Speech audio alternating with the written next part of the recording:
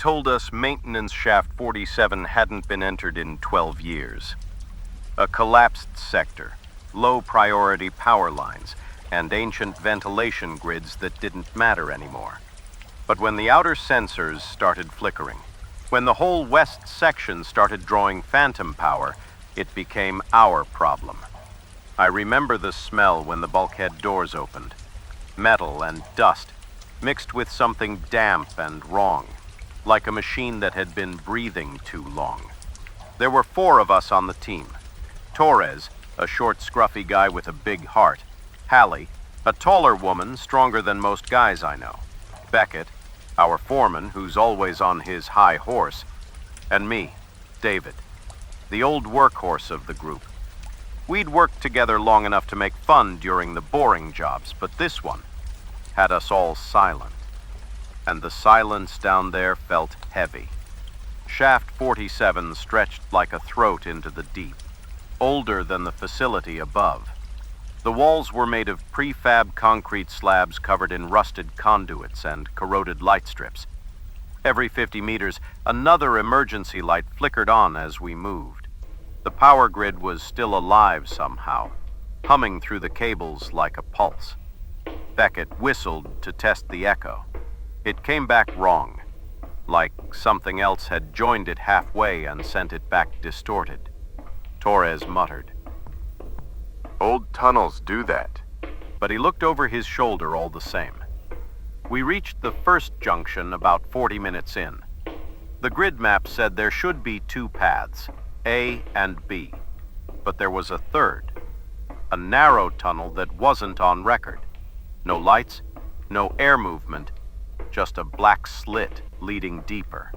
I asked command about it, but the comms crackled into static. The signal was gone. Hallie tried to make a joke about ghosts in the wiring. No one laughed. We decided to split up. Torres and Beckett went left toward the old coolant line. Hallie and I went deeper to trace the missing feed. Right, toward that unmarked passage. I kept thinking it was just a collapsed branch, maybe an old build tunnel, but something about it felt expectant. The air got colder as we walked. Not the kind of cold that bites. It was more like the warmth was being drawn out of us. Our flashlights barely cut through the dark. The beams seemed to bend, like the air itself didn't want to be illuminated.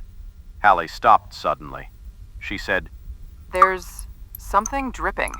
She was right. Somewhere ahead, a steady drip, drip, drip, echoed through the narrow shaft. We moved closer. It wasn't water. It was thick, slow, and black, like oil. But when I touched it with my glove, it was warm. Hallie said, "I don't like this."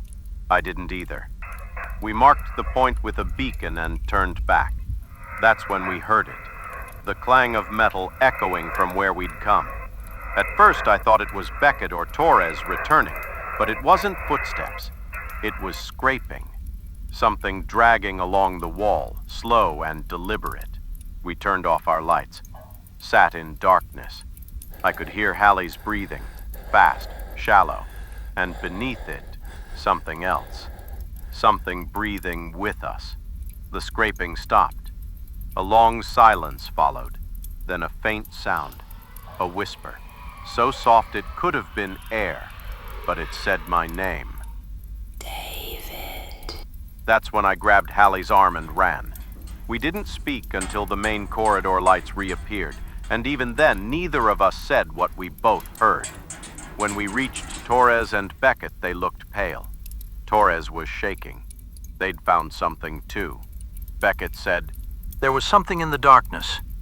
It was following us." He told us their path ended at a sealed bulkhead, but behind it, they'd heard rhythmic thumping, like someone hammering from the other side. And the strange part? It matched the pattern of our footsteps, like something mimicking us from behind the door. Command still wasn't responding. We made camp at the junction and decided to rest. I pretended to sleep, but I couldn't. I could hear faint noises in the metal above us. like fingers tapping lightly against the ceiling. When I finally drifted off, I dreamed I was crawling through the tunnel alone. The others were ahead, their helmets glowing faintly. But when I caught up, they weren't people, just empty suits, helmets filled with water, faces staring back at me from the inside. I woke up gasping. The tapping had stopped. I looked over to ask Hallie how long I'd been out, but Hallie was gone. We searched both directions. Nothing. No prints, no gear trail, no radio ping. Just her helmet, sitting neatly in the center of the floor. The inside was wet and cold. We kept moving after that. We told ourselves we'd find her further in, but deep down none of us believed it. By hour 6, we were losing track of where we'd been. Torres swore we'd passed the same junction twice.